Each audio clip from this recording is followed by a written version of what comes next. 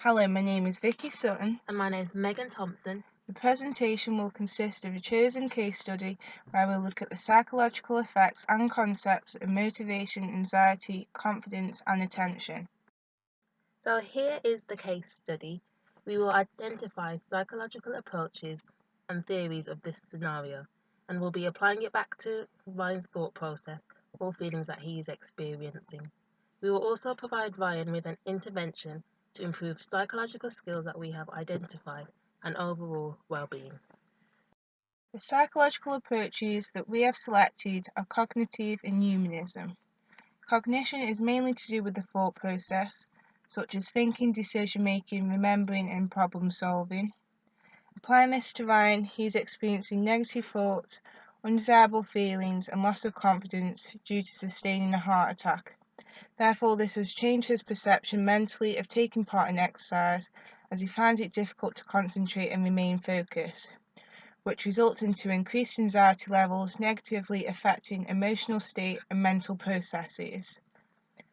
The psychological humanistic approach praises the individual and mainly focuses on personal development. Ryan quotes that during all his classes he strives to be the best, demonstrating that he's keen on developing and growing as a person so he can reach self-fulfillment. Ryan wants to improve on his performance, meaning he will learn more complex skills, moving him to a higher level. The humanistic theory that we have chosen is by Maslow.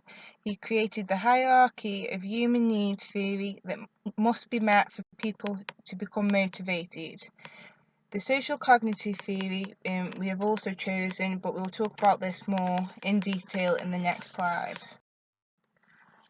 Motivation is the need or drive of one's effort or one's direction and intensity of effort.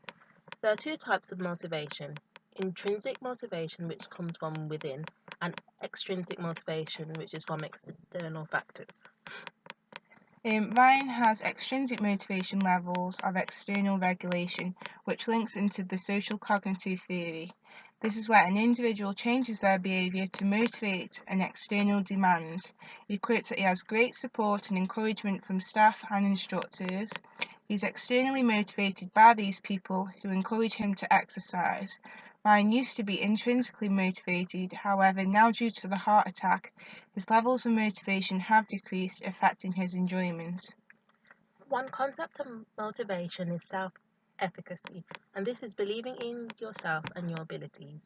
Ryan has low self-efficacy as he experiences undesirable feelings, and negative feelings increase up to and include the day of any exercise class.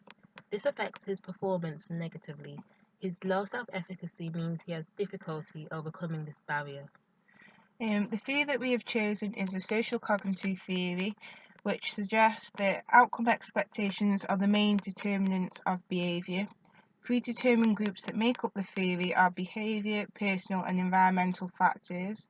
In Ryan's case, an environmental factor could be his change in jobs, which also affects his attitude and mood to exercise, which contributes to personal factors. The self-determination theory from Decky and Ryan is based on the understanding of exercise behavior. There are three categories. The first is autonomy, which is the regulator of one's actions. The second is competence, and this is the need to produce behavior outcomes. And the third is relatedness, the need to feel connected with others. Ryan doesn't feel in control of his approach to exercise, and his low competence levels means he cannot perform as efficiently in his classes. Also, Ryan does not feel related to others around him. We also chose attribution theory, which focuses on explaining success and failure, and this is by Weiner. Ryan perceives his failure as externally attributable. Ryan's attributions fit into locus of control, as factor is not under his control. Clearly, his levels of confidence and enjoyment have decreased. As we have mentioned previously, anxiety is a negative emotional state mainly brought about by negative thoughts. So there are two types of anxiety: trait and state anxiety. State anxiety refers to the heightened emotions one may feel when exposed to danger or feelings of fear.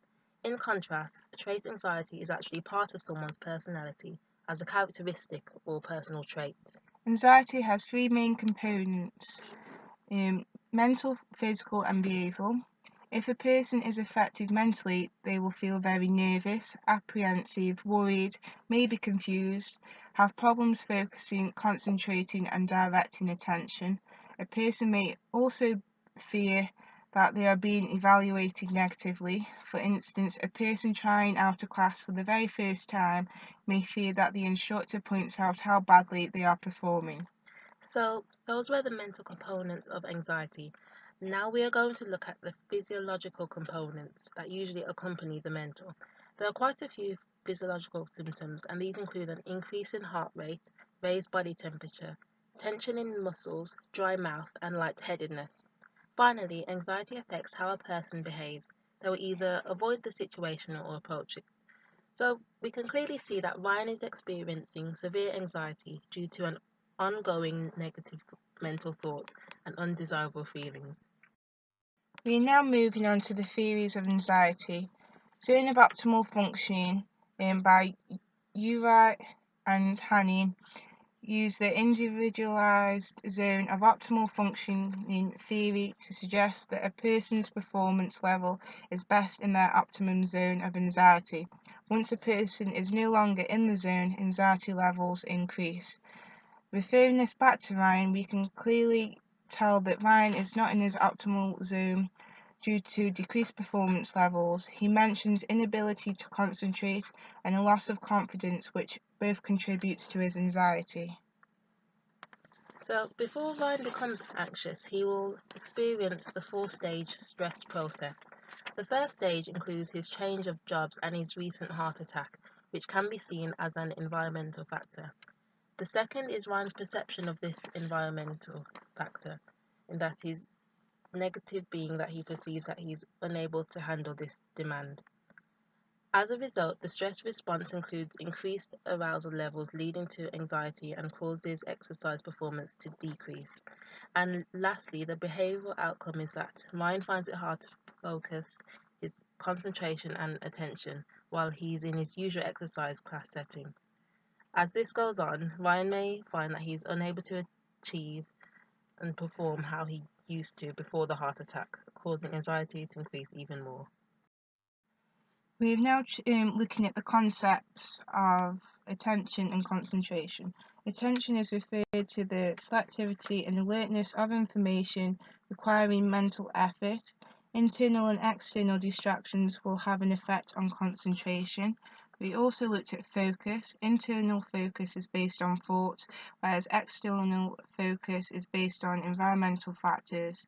Dissociative strategies distract an individual from irrelevant cues, and associative relate to being in the moment. So now we're looking at the theories. The first is information processing, which contains a stimulus, a response, and mental operations occurring in between. Ryan is linking his attributions to past experience and memories of the heart attack, creating a negative response.